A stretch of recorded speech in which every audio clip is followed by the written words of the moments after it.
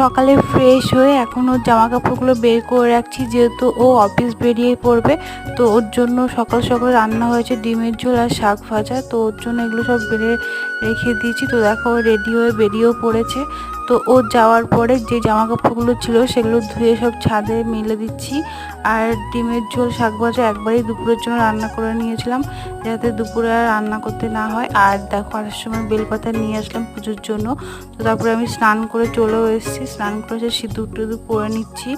আর মা ওইদিকে করছে পুজো, আর আমি এদিকে করছি জলখাবারে খাওয়ার জন্য। এখানে করছি পেঁয়াজি করে নিচ্ছি, আর তরকারি তো আছেই, দেখেছো তোমরা, তো দিয়ে হয়ে যাবে।